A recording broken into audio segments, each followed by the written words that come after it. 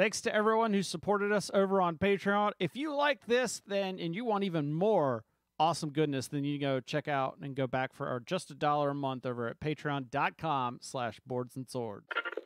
Watch very closely now. 3, 2, 1. Bzow! Check that out. We want the fun.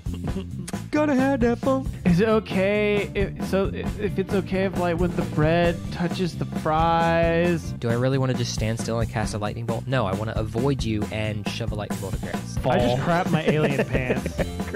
By the way, I just want to let you guys know. You hate all of us, and we're fired. I've released poison into the AC system. You all have about 5 minutes left to live. So much news, like all this stuff to talk about. No, there's been some stuff, but it was all boring. You didn't go with C. Well, you need to go with C. And our friends, we combined. You've told that story. We combined. Have I told it on the podcast? I'm pretty sure you have. At Well, least I'm twice. telling it again. Because I just realized as I was reading this that this game's already been done. They even made a show about it. It's called Yu-Gi-Oh! And go watch it. This is Boards and Swords. Hello out there, everyone. Welcome to Boards and Swords. This is a podcast where we have bad jokes, good folks, and some discussions about some games. I'm one of your hosts. My name's Chris Renshaw, and I'm going to press this button. I'm going to throw it over to the man with the face. It's Philip. I'm so sorry you all have to see that. Oh, I know. It's horrible. Hey, how's it going, everybody? I'm Philip. I am the bearded wonder. Nah, we're not going to go with that. Because I've been watching so much Vikings, it's just that's all I see now with the red beard. Oh, Just okay. like, there we go. All right, ah! that's it. I need to. No, I don't have an axe. You just need to grow back enough hair on the back of your head so that you can make a ponytail. Because like most of them had shaved down on top. They just had like a ponytail. Not most of them, but like some of them. I feel like that would look more like creepy 80s adult film producer. If you have a battle axe, I feel like if you're just carrying that the around, point would get across. yeah, you get the point across. You don't need to wear the armor, just the battle axe. But the armor is cool, man. Well, okay. I just figure it's cheaper and easier to get just a battle axe than it is a whole suit of armor. You're not wrong. Although I did see someone that made chainmail out of these like metal rings that you can get at like craft stores, and he just like broke them and then like connected them and then like twisted them back together. Yeah. There's people that doing that on TikTok all the time, making that stuff. Yeah, it's great. But anyways, that's not what we came here for. Although I mean, Vikings, we could do a whole segment about Vikings games. You got like Blood Rage. You got it's so cliche, but like, is that something we should do? That people should let us know if we should just do like. Today we're going to talk about Vikings games, and today we're going to talk about pick an zombie games, or an Age of Man. Is that? I guess we're kind of doing that today because we're going to be talking about games that games from our youths when we were young and innocent and dumb. Now we're just old and dumb and pretty guilty. So guilty. But first, before we get to that, let's start with some news.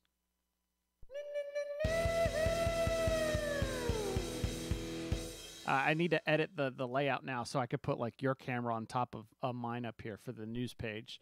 But yeah, so first up, I need to click over to if I get a I didn't even plan this. But if I get a bunch of Viking symbols painted on my hoodie, is it now a Runescape? And that is, so this was, I saw the emails for this, but it was just kind of weird. UK board game publisher Steamforge, there's a game they have, it's like Guild Ball. I think they did the Dark Souls game, if I'm not mistaken. I could probably just click on it real fast and see what else they've done. Yeah, Dark Souls, Guild Ball, Resident Evil 2. Those are just what come off the top of the top. They're working with UK video game developer Jagex, which you might, if you were a kid that was that was raised in the early 2000s, you might understand Jagex, and the 21-year-old MMO RuneScape is going to be bringing it to tabletops in two forms, a board game and a tabletop role-playing game. inspired by RuneScape's rich fantasy world of Gilindor. I don't remember anything about like the lore of RuneScape. And I feel like there's no point to this unless it's in that like because they did like a big graphics refresh of RuneScape a while back. But unless it's like old school RuneScape on the board game with that art, I feel like what's the point? It's just might as well be generic fantasy. Yeah, that I can see that. And for anybody that's like, what the heck is RuneScape? It was basically a free RPG back when it was like, man, that WoW game looks cool, but I don't have $15 a month to pay for it, so I'm gonna play RuneScape. And it looks like crap, but it's free. Well, to be fair, like sometimes Warcraft didn't have the best graphics either, but that was so it could be played on everything. Yeah, but like even compared and why to did Facebook bleep out crap. Yeah, but even compared to that, it was. Hold on, I gotta flip it back to me. Let's see, RuneScape. I gotta bring up some images because even for that, it was. What the heck is this? I do not remember this game at all. Hold on, I gotta bring this back now. You know, look at the screen. Like, what game is this? This is not the RuneScape I remember. RuneScape 3? These are all like 3D things and stuff. Like, okay, we're getting there. This is closer to what I remember. There we go. Yeah. Yeah, like this. Oh, they're calling it RuneScape Old School now. Oh. Because they probably can't call it classic. Who knows? Like, I don't.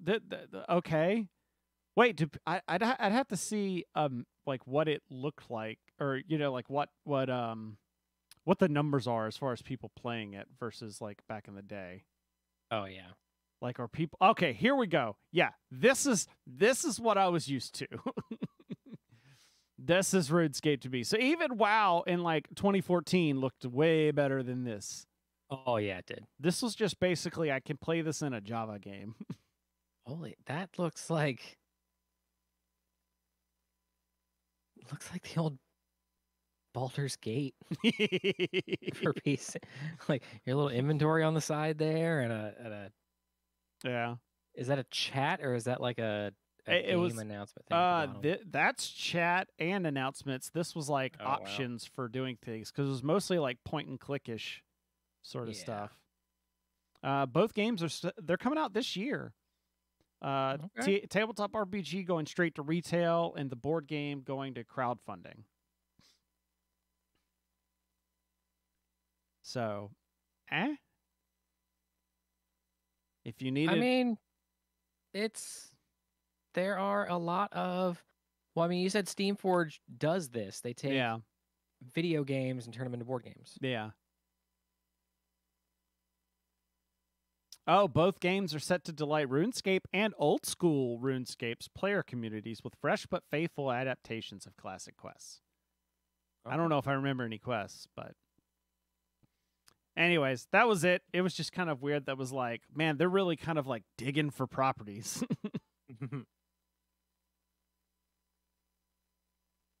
I was just reading through one of the first comment. I'm a sucker for maps. There's nothing more than a map here, and I'm somewhat excited. All right. It's a worn out joke. I'm pretty sure I've made it before, but I'm marveling at this next Kickstarter. We talked about it before, but I just had to bring up this. By the time this episode comes out, it'll be like the last day of this. But holy bonanzas, the Marvel Zombicide game. Over 5.5 at the time of this recording, $5.5 million. So this is the Zombicide game, but with the Marvel stuff, and it looks like they're going the Cthulhu Death May Die. I don't know if you remember that Kickstarter had not the copy I had, but that one had the like giant, like baby-sized Cthulhu statue. I don't know if you remember that. A little bit, yeah. Now they're going to go the same route, but it's like Galactus. They're going to have this giant Galactus statue, which, you know, for the price of $410, it can be yours. That was the thing. I wanted this, and then I saw the price where it's like, oh, $100 doesn't even get you the game. Or it's like 130 gets you just the game. Where it used to be like 130 was the all in. Or like, you know, like 150 used to be the all in. And I know stuff goes, I know inflation, but Yes. but it's just like, okay, you don't even get the like expansion stuff unless you go to 240. And then I was like, I still have Black Plague to play. Right. So I was like, I want this, but maybe not that much. But Chris, Marvel. Yeah. That was the other thing. I was like, I've got a Marvel game I'm playing all the time. So. Oh, wow. People are backing as we're talking about this. Oh, yeah, I know. Well, because it was at 5582. Now it's at 5583. Hello, Mike, in the chat room. Greetings from the frozen north. I mean, it's pretty chilly here. There's snow on the ground. It's freaking ridiculous.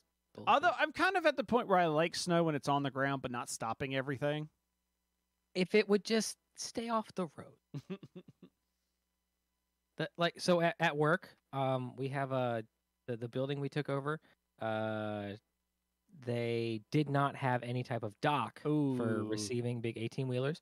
So they built one, and they put the dock has the water heating pipes running through it. Oh, nice. Yeah. So like going into work, and I was like, the parking spots are all covered with. Nope, I'm gonna park right on the dock because there's no snow, no ice. Yeah. Just wait for the parking lot to get plowed. Oh man, yeah, it's still going up by hundreds of dollars as we speak. But that's because we're getting into that last those last couple of days. So everybody's I mean, as soon as reminders, the 48 hours hits and everyone gets their notifications. Which I think that's what I did. I think I did a remind me. Oh, yeah. So actually, I want to see because I was looking this up. How much did Reading Rainbow make? Well, I wonder how it compares to even just CMON projects or Come On projects. Let me see.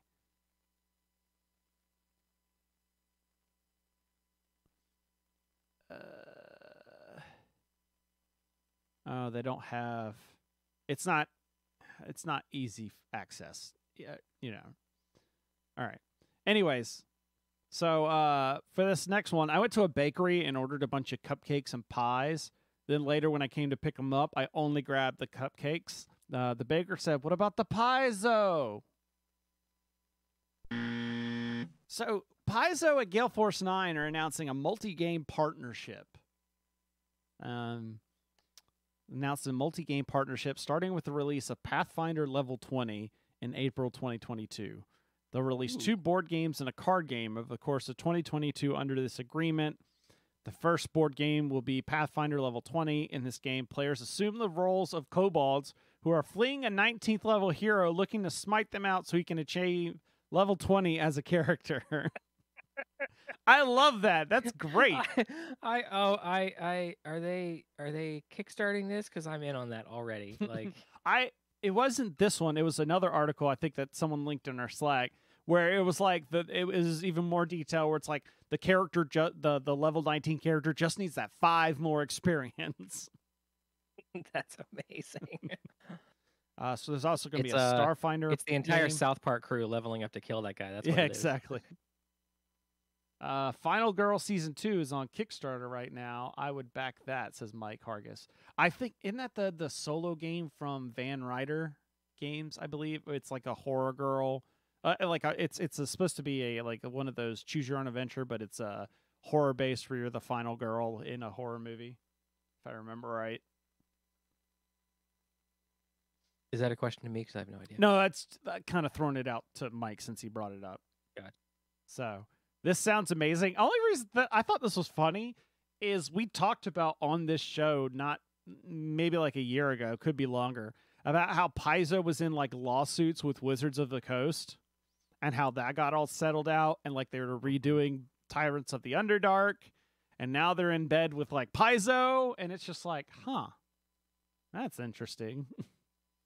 Also, I was talking with somebody mentioned it. Maybe they mentioned it in our Slack as well, where it was like Gale Force 9 has no like original games. Like it's all original IPs. Like it's all licensing. Like all their games.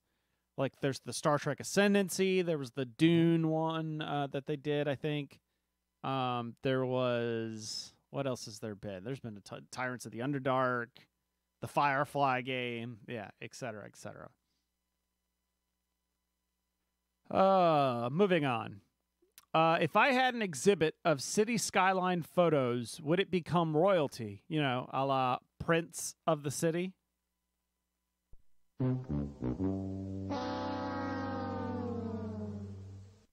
I just thought I put this in here mainly because it just kind of goes to show that there is a little bit of a fan base for this game, and it's kind of, we're starting to see tournaments happen again. But Renegade announces 2022 Prince of the City tournament series for Vampire the Masquerade Rivals. That's I talked about it months ago, but it's the deck building game that can play from like 2 to 4 players. Everybody plays as a different vampire clan. It'll run from March to July 2022 all around the world. Each host city will run a tournament to crown one player as their prince. Players that'll crown will win a Prince of the City playmat and an opportunity to become part of the game as a vampire card in Vampire the Masquerade Rivals. That's pretty cool. I like the whole like around the world type thing. Yeah. Yeah, and that's the kind of thing is like in the game, the core box set comes with, there's a city deck that represents like kind of all the NPCs that you can kind of feed off of to make your vampire stronger. And the core set comes with like San Francisco, and there's a Prince of the City card that gets you extra like little glory or whatever prestige it was. I can't remember what it's called. But the way they have it set up makes it seem like there's going to be other city decks in the future that might be themed around something different, like maybe a Chicago or, you know, New York or something. So kind of seeing that theme extend to their OP stuff is pretty cool. All right. Hey, I'm here for it. I dig it. You want to see my Vampire the Masquerade card? I still have. We did reviewed one of the expansions along with the base set when we did that, and I still have I have the second one here, the Wolf and the Rat, the Gangrel and Nosferatu clans. Because I got this like right before PAX Unplugged, and then after that we went into Spike, or into the COVID Spike. So I haven't had a chance to try those, but they've already got a new one on the way. Shadows and Shrouds. All right. But yeah, I like this game. I'm not going to be in a competitive tournament scene, but it's fun. All right, last one. And I got to warn you, you're going to hate this next joke. In fact, it'll make you go, na na na na na na na na na na na na na na na. Batman. So, as soon as there's some theme games where when you hear about it, you're just like, of course, that makes sense. And Portal Games has this line of games called the detective games, where you like play as like a true crime detective, like tracking down, sources, reading up on information off of like a database and this and that. And they've had different versions of the game. And now they've come out with, they just did a theme. The first theme one I think they did was the Dune House Secrets or something like that. That was the first kind of themed detective game. But now they've got Everybody Lies. It's a Batman detective or Batman themed detective game. And I'm like, it's probably the best mashup you can make. Yeah. Aren't like the official title of the Batman comics Detective Comics? There is a line called Detective Comics that features Batman. Okay. There is also a Batman line of comics, but it did start as Detective Comics. Okay, yeah. Along with things like the Dark Knight, Batman is also known as the world's greatest detective, so it seems only right that if there's a game called Detective, there would be sets featuring the Caped Crusader. It challenged 2 to 4 players to team up with the Cape Crusader and bring the theatrics and themes of Batman to life in a fully immersive tabletop experience. While many games fight like Batman, our games will challenge you to think like Batman, says Ignacy Trevicek, the CEO and lead writer of the game series. So this is going to be a series of games, it looks like, because it says the first game, Batman Everybody Lies, will feature an original narrative and a crime-solving deduction game. And you get to take the roles of 4 key investigators: Warren Spacey, tenacious reporter Vicky Vale, Harvey Bullock, or Catwoman. Kind of weird, like you're not playing as like... I guess it had to be like normal people. It couldn't be like Robin and Batgirl. Yeah. Like the people that are actually going to be like doing the... talking down people. I don't know. I might have to get this. I have a personal avoidance with Portal games, not for any like solid reason, but just some of like, first of all, like they've had like terrible rule books in the past. So like that was like just wanting to, and then secondly, this is a dumb reason, I know, but like when you would like go and walk up to him and like ask him for like review copies, he would be like, "Oh, I only sell them to people at like 50% off," and like that's cool. I could play something else. Oh, it's a dumb reason, but it's like your games have a bad reputation of not being playable because of their rule books and their gameplay. I'm not gonna spend my money to review it. To then review a bad rulebook and bad gameplay. Like I get it. You can't give out you can't give out games to everybody, but there's just like I feel like there's a better way than like, sell it to you half off. I'm like, cool. I'm gonna go spend my money on games I know are good. Yeah. But I may have to break that for this. Although I did own a Portal game for a while. That was Imperial Settlers. We played that way back then at like MagFest. Yeah. Yeah, that was a Portal game. I didn't hate that game. Yeah, but we never played that game, so it's gone now. Yeah, we played it there at MagFest. That was it. All right, so that was it. That was your last piece of news. That's the new. We need to get like a news sign off soundbite. I'll just get the one from Evan or Bruce Almighty. It was like, "That's the way the cookie crumbles." Oh, I was gonna go with the accidental sign off from Ron Burgundy. It's like he reads whatever's on the prompter. You can't do that. Good night, San Diego. Go yourself. So yeah, normally this is where I would talk about like game stuff, but I don't have I have a few things, but this is gonna be a real big Philip centered portion, right? First of all, happy birthday! Like a couple days in advance. Hey, yeah. I don't know why you hate your birthday so much. No, I don't hate my birthday. Would you go just shut down hardcore? Like nobody. I'm gonna remove myself on all social media platforms. Don't need a big deal making out of it. All right. You My survived birthday is on another Thursday. year. It's a Thursday.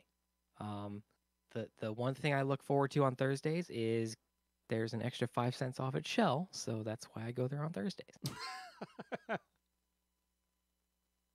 Well, it's like a happy birthday then. That's really all I'm looking at. That's right. All right. Yeah. So we got. Hang on. Echo. There we are. I'm in the wrong one. That's why. We got. I got in my Kickstarter. Oh, it was so exciting. I backed a game called. Was it Core Space? It's Core Space Firstborn. It's a complete standalone game from because there used to was yeah.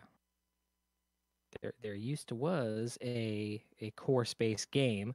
But this Firstborn is how did they let me pull it up on Kickstarter just so I read it correctly. Meanwhile, I'm pulling up the box, the picture of the box you sent us. Right. Although The one thing I was disappointed in with the box that's was too much. there was no shipping manifest in the box. I did get an email. The email had 11 things on it, and when I counted, there are 11 things in the box. So Okay. I'm gonna say that like I got everything, but it was still just kind of a because I think there's this little note from who sent me? I think Quartermaster sent that out. Mm-hmm. It was like, hey, double check everything in the box, make sure it's all there. I'm like, okay, but like there's no shipping manifest. Yeah, like how do I know? what do you want from me? Where is it? See, and I have to scroll down because I backed this back in November of 2020. I remember you talking about it like I backed this game, and I was like, what? Yeah. And then you told me about it. I'm like, I have not heard of this game before. That's kind of a rarity these days. Where is the dang? Now, does it come pre-painted, or is this all? Have you even opened it up yet? So a lot of the things you're looking at. Yep. I don't know about the minis. The minis might not be fully painted, but a lot of the terrain background stuff they're on, it's Yeah, that looks like cardboard. heavy cardboard punch outs. Yeah. Yeah, so those are all pre-printed. Lots of goodies, like some utility dashboards and stuff. Oh, hello there. Brandbeard's in the chat. Hey, Brandbeard. We're just looking at this new Kickstarter that Philip got in. Oh yeah, so there was a Core Space Kickstarter back in 2017. Oh, it said 2019 on the. Well, it was funded December of 2019. Oh. Or December of 2017. Everyone probably got it in 2019. Ah, that's probably why. Yeah. So then Core Space Firstborn, it's a standalone starter set featuring a terrifying new enemy, new terrain, and more. Yeah, so it and of course I went whole hog. Of course. Just because His name's in the book and everything. There's no book. Oh. I do kind of look to see if that's an option on every Kickstarter now. By the way, Mark Hargis feels the same way about his birthday. Yeah, it's hey, congratulations on not dying. Let's try to do it again. I used to be kind of bummed like that, but then our family kind of makes a big deal. Ever since I've been with Ashley, our family kind of makes a big deal about birthdays, so. Yeah. There's no rule. All right, Brandbeard Book is a good point. There's no rule book at all, or there's just no option to get your name in the rule book?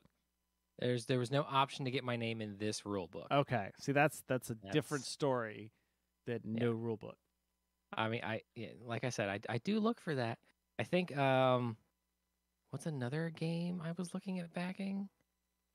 And it has the option of like and it's a dirt cheap. It's I think for $50 you can get a digital copies of everything and get your name as a backer in every single thing they're going to print from here on out. So I looked up the original Core Space on Board Game Geek, and overall rank of 1,789 and a thematic rank of 284. So that's not like bestseller or like podcast talking about it, but that's still pretty decent. Yeah, that's like your niche game kind of territory. Yeah, it does look like it's fun. It looks like there's a lot of terrain to build. I haven't even cracked any of the plastic on anything yet. So. Yeah, but have you cracked the plastic on like the latest Power Rangers Kickstarter stuff you got in? Yes. I always crack those open. Have you even figured out how you're going to organize that stuff? It's on the it's all on the left-hand side of my storage unit. Oh, okay. That's my current organizational system. Gotcha. But that's not the only minis game you got going on right now. That's not. I got an email from and see that one I can pull up right here on Kickstarter easily. There's going to be a Deep Rock Galactic board game. Yeah, which you brought up to coming us. You brought up to us a little bit afterwards, or a little while ago. Oh yeah, I did see it there because it was in the There was like an announcement they made on the Steam page or something. Yep, it was right there on the Steam page. They're like, "Hey, we might be coming out with a board game," and it was like, "Hey, y'all should do it because the video game's awesome." Yep. I think this is news to Brainbeard. Yep, there is a Deep Rock Galactic board game coming out via Kickstarter sometime this year. Yes, like the Kickstarter. It says coming soon on Kickstarter. Right. And I've got it set up to remind me when it goes live. Yeah, so that means could be in the next month or so. Very well could be, yeah. So, which and now that also, which is funny because now that company's owned by the same people that own Asmodee. Yep. Yeah, that's kind of crazy. I guess they were also when they made the announcement because that sale happen like. No, that was the miniature market thing happened like that was mini market, like 6 months ago. But yeah. But I wasn't even talking about that. I was talking about the special little present that you got yesterday. Oh, the minis you painted for me. Yeah. Yeah. So blast back to 2017. The Warhammer Kill Team starter box, and they just been sitting on my shelf over there forever. And so I was like, I still just love how that guy, he needs his own base. Yeah. For the for the monopod for his sniper rifle. Yeah. Yeah, so I finished. He had a bunch of Skitari, and I talked briefly about this because I was in the middle of painting them. But I finished them all up. They're looking real nice. I kind of did a couple of combined tricks, like there's some contrast painting. I also did some dry brushing of some what they call it, Necron compound to kind of make some of the metallic pop a little bit more. I did a couple of things. They even based them up. So then you do a little dry brushing on the bases, so it gives it some makes the little grit in there pop. So yeah, now you've got painted Warhammer figures. Dude, I've got painted Warhammer figures. I don't know if I'll be joining you for your league. Well, this would not be enough to join. You'd have to buy it. Yeah. This is probably like a third of what you would need at the lowest point setting. Oh Lord. But just if you just bring in like pogs or something, like, hey, these are stand-in tokens. So, yeah. But I will tell you, like that's the Adeptus Mechanicus, who they're like the people that control all the technological advancement for the Imperium, and to the point where they believe in like a tech messiah kind of thing. Like the way that technology, because everything's like really weird kind of religion-y aspects, but for the mechanical stuff, they believe in like a machine god, and like they believe like there are spirits in the machines. So they're like there's even a keyword that's actually referred to as a ghost in the shell. Yeah. So I'm trying to find Adeptus. There we go. What am I looking for? Trying to think of. Oh, I was looking at. So what like you can get is there's a combat patrol box, which is like everything you need to start playing. Blah blah blah, and that's only like 125, which is not unreasonable for. But look at these mofos. You got this like, you got all the like. Here's basically everything you already have is over here on the right. But then you got these like dudes on tank treads. Well, that's nice. And then this huge walker like in the background. Yeah, it reminds me of like a lunar lander. Yep. I was trying to think. It reminds me of something else too. Yeah, here's your tech priest, which if you finish watching that did not mean to do that. The Angels of Blood, there is a tech priest that comes around in later in that show. Okay. So yeah. First one you paid for 5 years ago. I was gonna say first one's free, but you technically bought it. Did buy it 5 years. And then the last thing that I have to talk about is so 6 episodes ago we had Oh right. we had Rob Davio guest with us, and the Thunder Road Vendetta went live again. Right. So I jumped in and backed on that. Did a lot better this time around. It okay. What? Like I know, like, reading through, and I understand like people's grievances and everything, but I was like, you guys canceled it after 1 day. Well, that's because there's an estimation you have to kind of figure. There's predictions about, like, this is the path we need to be on the first couple of days, and when you fall way short of that on your first day, then you're like, ugh. And it was also the fact that they realized that they just didn't have, they had not promoted it enough because COVID. Like, they hadn't shown it. Like, the big difference between then and now, they were at PAX Unplugged showing the game off. Like, people could play the game and see the game. I got you. And that can make a big deal for, yeah. But yeah, well over its stretch goal, or well over its backing goal now. It's 584,000 out of 300,000. Yep. And one of the announcements that they put out was like, funding has slowed down a little bit, but we're still unlocking stretch goals. So, I mean, we might get all the stretch goals that are currently up, and then have those, 3 extra ones magically appear, like I've seen happen on other Kickstarters. Yeah, the past couple of weeks, has been me playing more Destiny, and then I mentioned I had to make a case because my daughter's been getting into Cards Against Humanity. Well, there's the finished case. It's basically the same type of case as what I made for my Arkham and Marvel Champion stuff, but this time I tried to do something different. Instead of just wood burning in the logo and stuff, I did some like embossing, filled in the wood carving, the wood burning with this embossing powder, and heated it up, and so it looked really nice. And then for the first time ever, I stained an insert.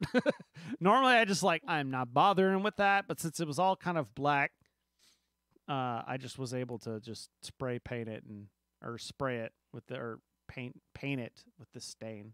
And Was it a red door first, and then you painted it black? Yes. Okay. No. And then more recently, when I got back from you'll hear in the bonus bits about how my exhausting weekend with 2 teenage girls celebrating one's birthday. But I came back and I was just kind of like, brr. That's why we didn't podcast. If you're listening to this live, we didn't podcast on Sunday like we usually did because I wasn't sure we were coming back. And it was a good thing because I came back and I couldn't even play games. I need something kind of like where I could just put something on and relax. So I started painting up I still had minis to paint for the World of Warcraft Pandemic.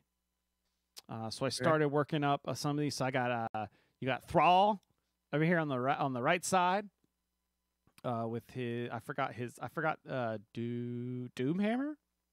I want to say Doomhammer, which I made all kind of like bluish. Was it Doombringer? No, that's Lightbringer. I think is Varian's sword. Oh, okay. But yeah, I think it's Doomhammer, and I made it kind of blue, so it's kind of like it's kind of like electrical and stuff. And then Doomhammer. Then you got Varian Wren over here on this side, and then I just finished up earlier before dinner. I finished up Jaina Proudmoore over here in the middle.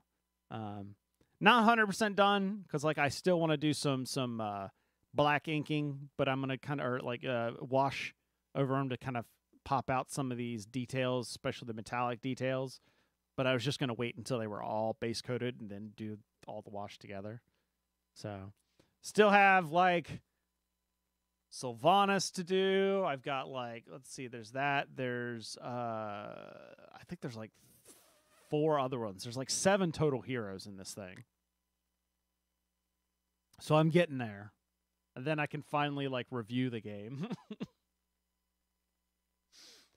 Because I was talking about that in the Punchboard Media Slack, where I was like, you think it's okay that I haven't reviewed this game because I've been painting the minis for it? But all right, before we move into our next segment, I will say everybody should go to boardsandswords.com/Patreon or patreon.com/boardsandswords. Either one works, and check out our Patreon because it helps support the show. Maybe we'll get something to fill in that kind of background that Philip's got there. Nah. Even a poster, you know. I got those Jessica Negri prints I can put back there. Or we'll just like, you could just take the Power Ranger boxes and just hang them on the wall. Yes. Or just have shelves for all the minis. Or the that. unpainted minis, and I can get crap from people in chat. But after this, we're going to be talking about a bunch of stuff. Like I said, gonna be talking a little bit. I got some funny stories about the trip this weekend. There was some other. What else did I made notes here. What else did I say?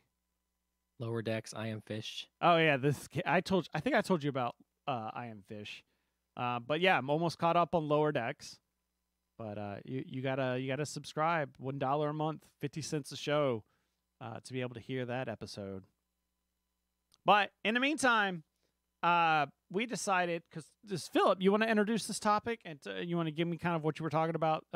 You gave me kind of a brief spiel of where you came up with this yesterday. Yeah, so we I was talking with a friend online, and we were talking about actually the first question that was presented to me was, are there new board games? And I just had to like kind of stop and pause. I'm just like, are there new board games? Yes, there are, but yeah, where the hell do I start? Do I start like listing off all the genres that I know about? Do I just start randomly picking names that pop into mind and start talking about them? Do I go on a 12-hour tangent about how Munchkin is the best game ever and everyone needs to stop hating on it? I mean, where do I start? But it was also brought up stuff about like not old games, but games from our childhood. All right, and that's what we're going to talk about here is like the games that we grew up with, if like on a family board game night. It was like you've got your Monopoly, your Chutes and Ladders, your Candyland, Trouble. I mean, all those kind of stuff. Like what type of games did we all grow up with, and how did they any epic stories from like a Monopoly table flip, or just how Trouble actually got you in trouble? Like, is that? I was about to say, Phil probably got into trouble a couple times, but not in the game. Yeah, and we got a bunch of posted this in the Slack earlier today and got a bunch of feedback on that as well. But yeah, I'll start out. Probably, I think my favorite of like the classic kind of like Walmart and Target pre 2014 kind of board games was probably Sorry. Which kind of fits because it was that kind of like, hey, I'm gonna backstab you kind of. So if the shoe fits, yeah. So that was probably one of I hated Monopoly, and I'm pretty sure I've talked about this on the show where my brother always won, and I thought he was just some savant at Monopoly, only to find out later he was stealing from the bank.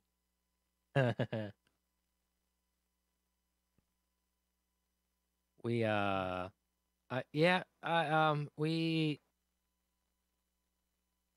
didn't steal from the bank. We kind of stole from other players. So we in our Bible study, we would always go over to this one lady's house, and her daughter and I were the only ones that could translate German, and it was the German language version of Monopoly. This says you owe me this much money. Yeah, it was like, oh, this says and like you had to play it off correctly Yeah. a bunch. It couldn't just be all the time like, oh, yep, the two of us get $200 from everyone. Oh, darn, yeah, that keeps happening. I don't know. I mean, that's I mean, it's German. It's a foreign language. There's a bunch of different ways you can say that on there. Not all the cards are the same. Yeah. But I mean, so you had to like change it up a little bit. But yeah, we definitely exploited the ignorance of everyone else who was playing the game. That's for sure. Yeah. Where did you hide that question? Is it in show stuff? Yes. Okay. Yeah, it's like all the way you go back to the top. We also had people talk about like a couple of video games and stuff, and I can go into that too. But continuing on like the board game topic, one of the things that was very popular for us was that there were some games we were not allowed to play, such as like Dungeons and Dragons and Magic the Gathering, because they were evil. So a lot of times we were playing the Christian version of those games. Like there was I don't even know why there was a Christian version of this, but there was a Christian version of Uno that was called Amen. I don't know why somebody's thought that like Uno is not even like that horrible. I guess somebody, it's one of those like, why do we need a million versions of Munchkin? It's just like, hey, I can make this and put it in a Christian bookstore and people will buy it. Yeah. Yeah. So like I was at I was at home and I got a bunch of stuff to bring back up here from North Carolina. Like in midst that was a bunch of these there was this Christian CCG called Redemption.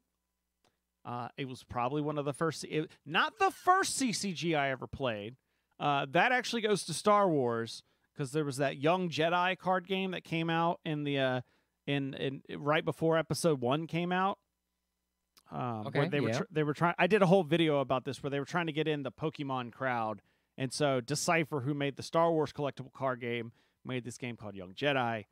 It didn't last very long, but after that, since I couldn't get that anymore, I jumped on this game called Redemption, and like you had to you had a deck, and you had like angels and priests and stuff and prophets, where you were trying to retrieve like lost souls. Here you go. Let me see if I can put this. So it's a white deck from Magic. Yeah. So you had this like, this is like, so the you'd swear this was 90s, but this was like I bought these cards in like the early 2000s, so maybe same thing. And like you'd play these you'd have these lost souls in your deck, and you'd have to like throw them out in the battlefield, and then you would send your good guys to claim them, and then your opponent would send bad guys, so they'd have like demons and stuff in their decks as well. So you had to have both. You had to have like your good people and your bad people to defend like the souls, so that the opponent didn't get them. But it's really weird because like every now and then you would have like these the artwork would be all varied, and then you'd have like one like really well done kind of definitely late 90s kind of artwork, comic book artwork. So you go from like paintings you saw in church to, hey, this looks like it was in a comic book, because I think there was this like Archangels comic book I also had, because also stuff that was available in a Christian bookstore. So yeah, that was I mean, at that point we're talking let's see, what is that? That would have been like 2002, 2003. Okay. But looking in our chat room, talking like Beetle mentioned he played more RPGs than board games, such as Middle-earth role-playing and D&D First Edition. Cindy talked about Life. I did enjoy some Life, especially Life when you was get all like right, the 3 cars, because you had more than like one car could hold full of pegs. So you'd have like the car behind you. 13 Dead End Drive. I've heard of, never played. Mall Madness. They brought that back, didn't they? I with like think updated shops. I think they did as one of those. Hasbro did this like quirky, like they did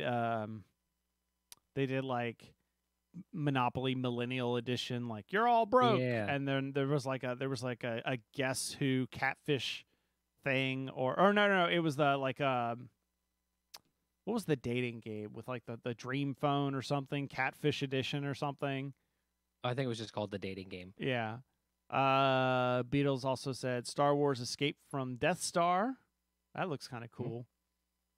It even has a link to it, so I'm like, yeah, that's pretty. Definitely pretty neat looks looking. like original movie time frame for that all that branding. Yeah. Let's see, and then Mike Hart. Trivial Pursuit. Yep, Trivial Pursuit. I did have a Trivial Pursuit Junior. We did play a lot of Trivial Pursuit.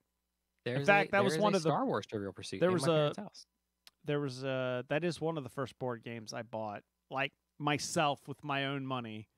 When I moved out of my parents was like a Trivial Pursuit. It was like it was like an easier version. Like it wasn't like hardcore Trivial Pursuit. It was like like an express version kind of thing. The local pizza joint Yeah. right there. Yeah. I swear they bought like 50 copies of Trivial Pursuit and just leave the cards on the table. Yeah. In this But little it's cup. like So, Trivial Pursuit from like 30 years ago. yeah.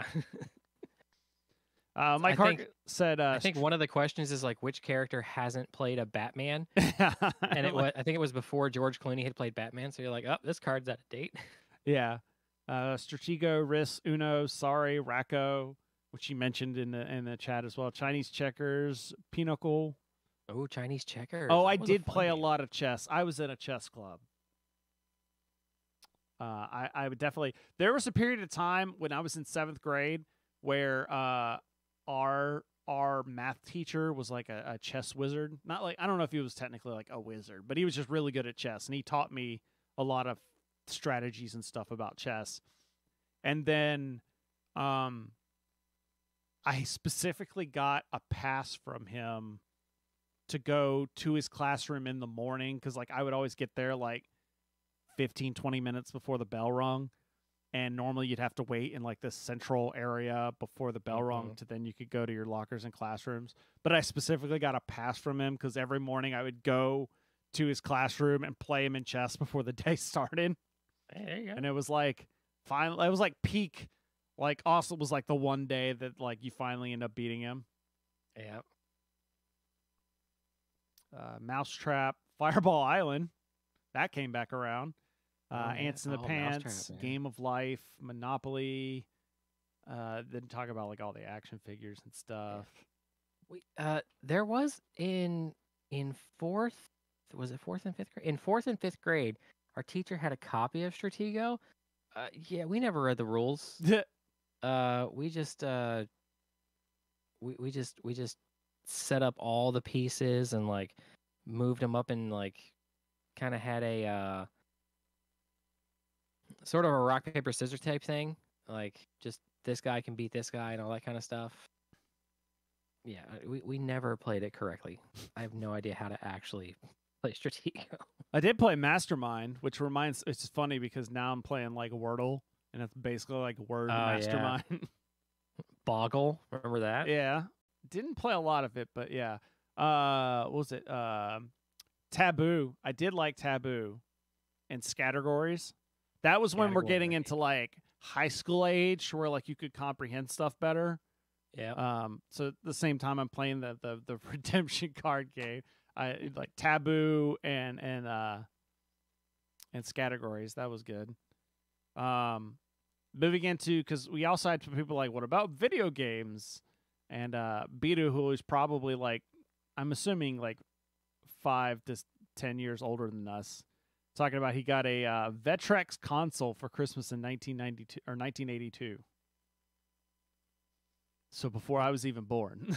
Yeah, before I was even a thought in anyone's eye, a Vectrex console. Yeah, and in a television, I know what a television is, but I'd never heard of the Vectrex before he had brought it up. You can get one on Mercari for $1,300.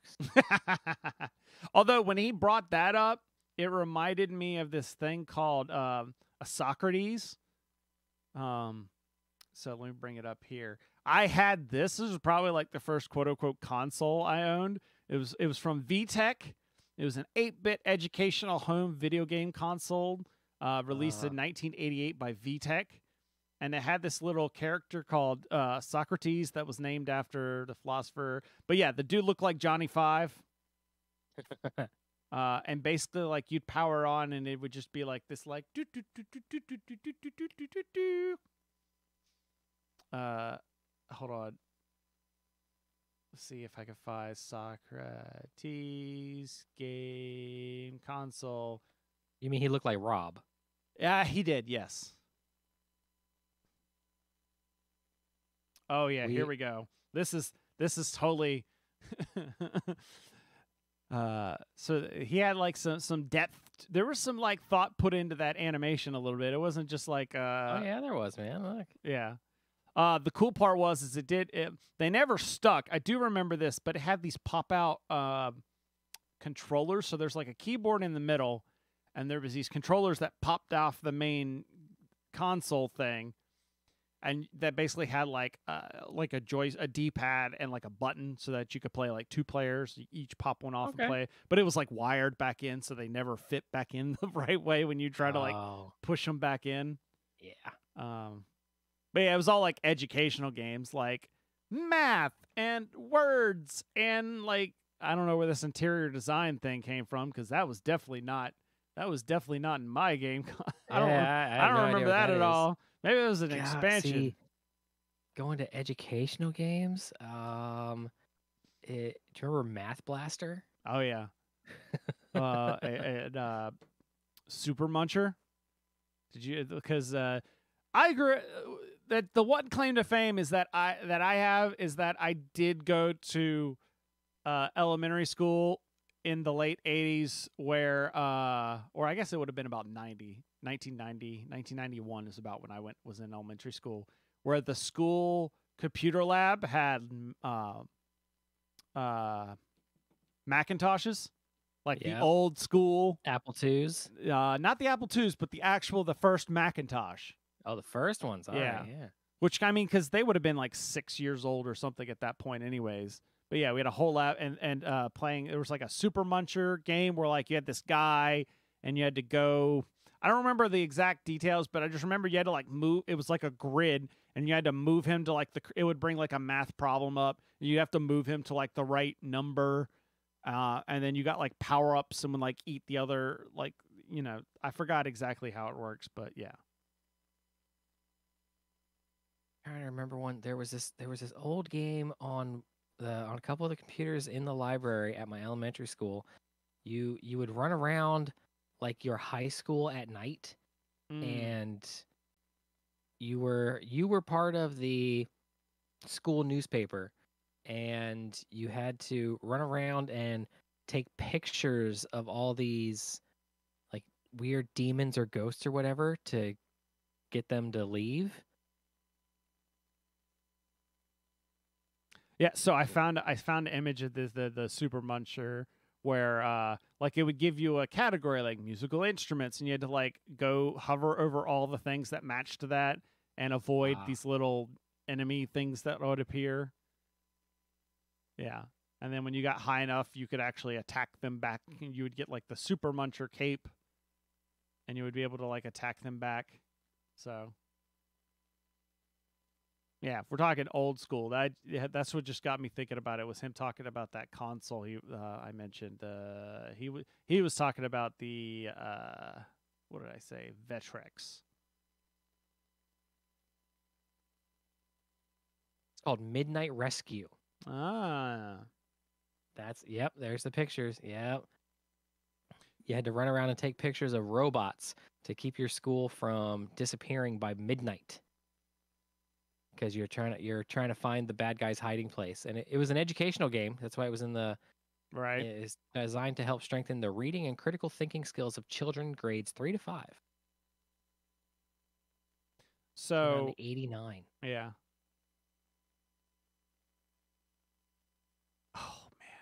I was just curious. It got me thinking. So my grandmother got all of like her kids, because it was like, computers are going to be a thing. You should have a computer, and especially like your kids are going to need to learn how to use a computer. Go figure. Tank battle? Yes. So I'm getting so.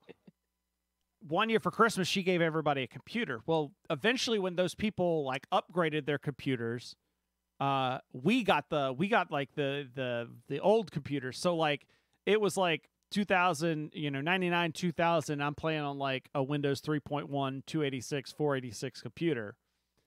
And one of our favorite things to play. This is a little bit more high res than what we played, but it was called Tank Wars. And it was basically Worms before Worms was a thing. And yeah, it was the basic, where like you have your angle and your power, and you would shoot and try and kill the other players. But the best part is you could play multiplayer on one keyboard, because all you needed was like 4 keys and a fire. So like, because like turning and then adjusting your angle and power and then like a fire. And so you could play like everybody could have on the same keyboard. And you would get money and energy from like destroying people and use it to buy like weapons. Like there was this drill weapon that like eradicated random portions of the ground and caused it to sink. And if you fell far enough, you died. There was obviously like the bombs, you can make them bigger and bigger until you got like the nuke that destroyed like half the screen. But apparently there's an anniversary edition of this game on Steam. That's what this picture is I'm showing here. I'm trying to Okay, gotcha. I was trying to see, like, apparently this franchise, okay, this might have been the original. Yeah, this is the original version of this game. It looks kind of like Missile Command in this shot. Yeah, because it's the like very few colors. Yeah, that was the big difference between that and the other one, was the very few colors.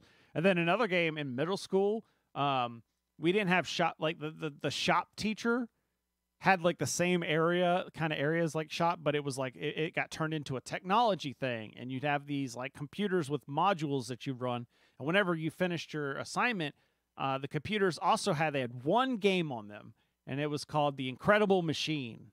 Did you ever play this? Yes, I found. Was it on Steam? Because I don't know. I found the full.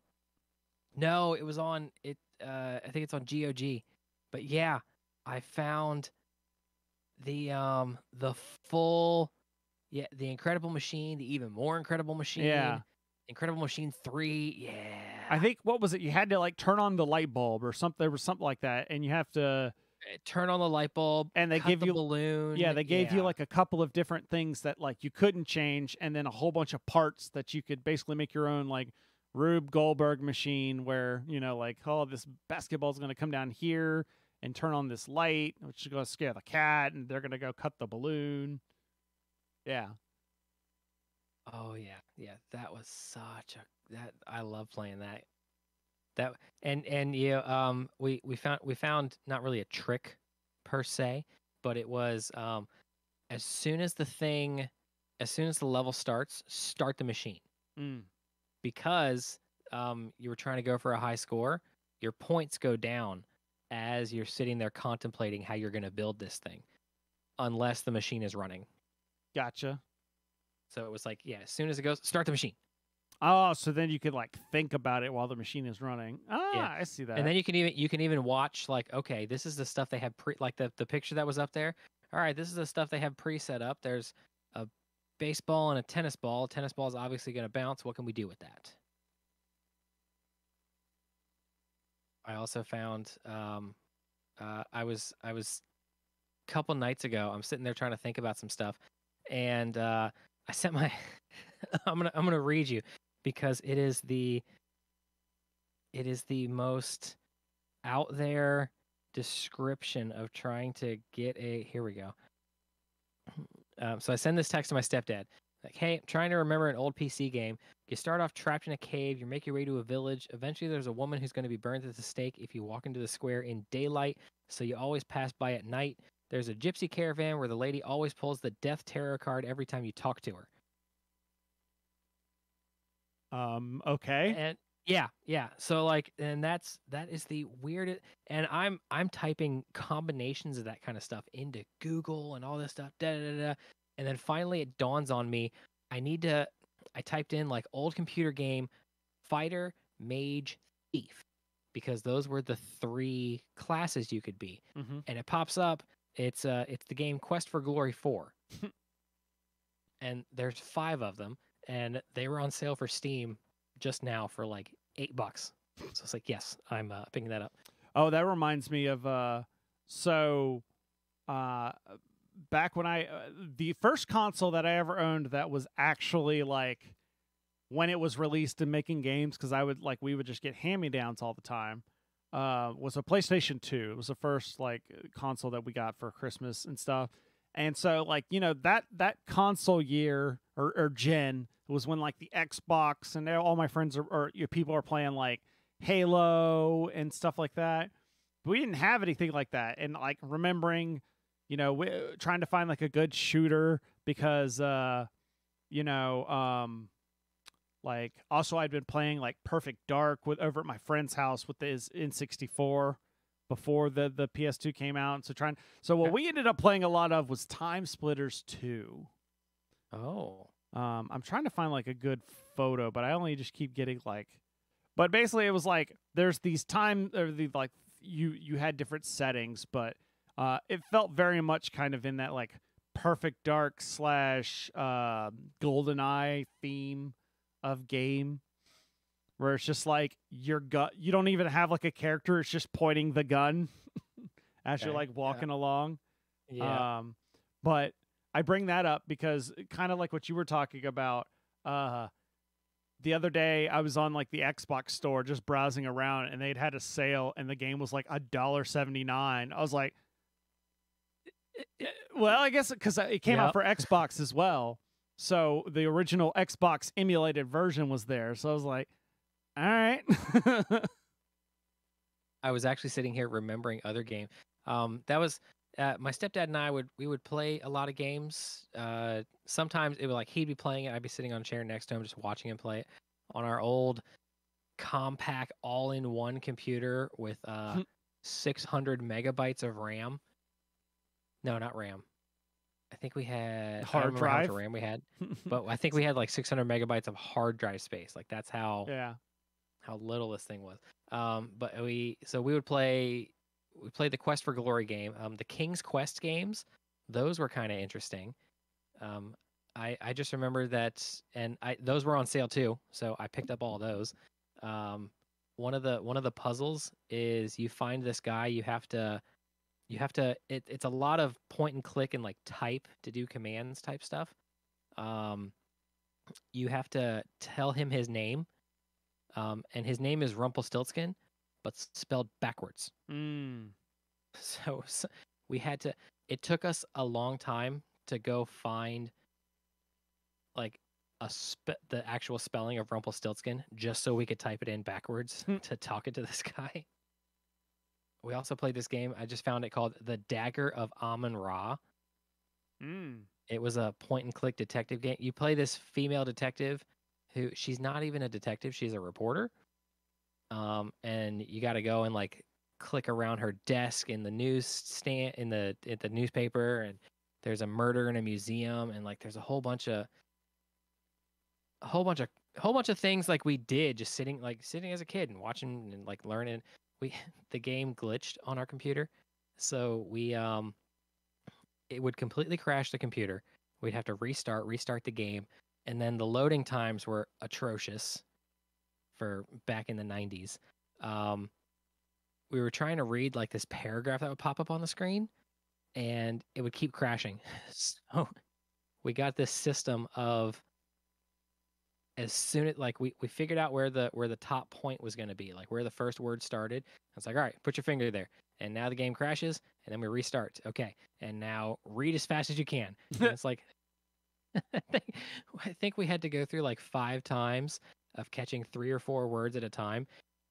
Finally, the computer stopped crashing after the 5th time. So it's like, oh, hey, cool, we can read the whole damn thing now. This is great. I think the one modern computer game that I played at the time that it came out, because like I did play like Age of Empires, but that was again like they were on Age of Empires 2 and 3 by the time I was playing 1. And I looked it up because I was curious because so I played this was due to my love of like MechWarrior Battletech. I had MechWarrior 4. Okay. And so I would play a lot of MechWarrior 4, learning like Death from Above and stuff like that.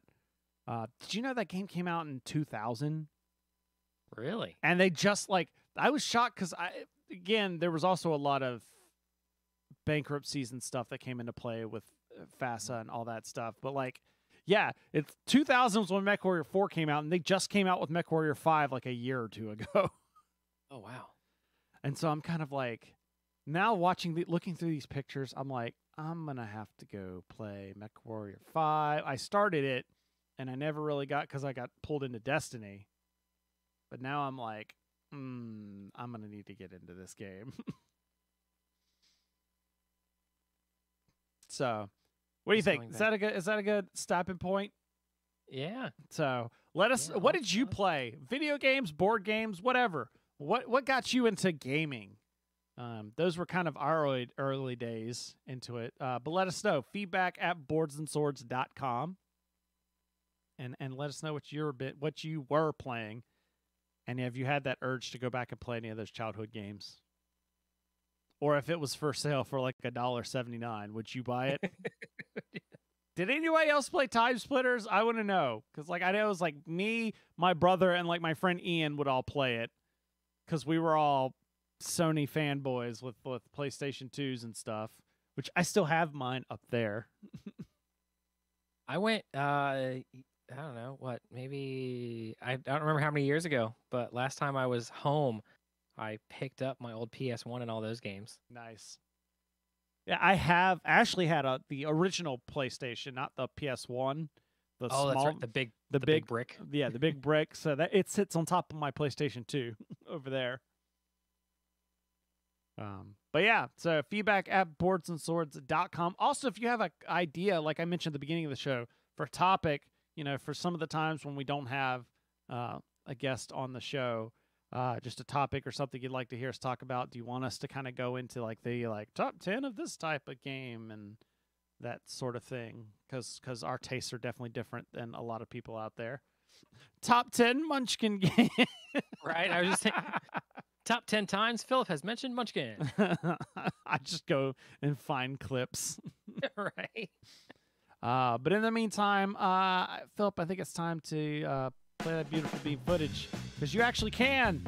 I can now. That's right. The computer is not updating anymore. That's been our show, everybody. We thank you for checking us out live. If you were in the chat with us, make sure you say hi when you pop in the chat. We got to know people are here. We record live every other week. I'm not going to say Sunday. Sometimes it doesn't happen, which is okay. boardsandswords.com/live. That's got the schedule and the links to all of our live streaming channels, however you want to absorb this into your eye holes. If you check out boardsandswords.com, you can see all the other stuff that we have done and we might bring back in the future. And also, I'm going to go ahead and say it. I'll leave it. If you like the show, then you can email us comments and questions over at feedback@boardsandswords.com. Like I said, we're on social media, because why not? Facebook.com/boardsandswordspod. Twitter at Boards and Swords. And on Instagram, I'm at Boards and Swords Chris. And on my emergency I've been kidnapped Twitter, it's at Phil the Dirtbag. This podcast is also a part of Punchboard Media. For other great gaming podcasts, blogs, videos, make sure you go check out punchboardmedia.com. And thank you for listening. Once again, check out patreon.com/boardsandswords to help support the show. I also want to mention, I might have a project that I'm working on in the works. I'm in the discussion phase with another person. It would be an audio show type thing. But if we do press forward, it probably will go to patrons first to kind of as a test. So if you need more reason to go back, and this one I'm actually definitely working on, not like other projects. But In the meantime, we'll be back in 2 weeks with another show. Remember that every gamer has a story. And I want to say something about mine started with Christian card games. But it did. It started with Star Wars.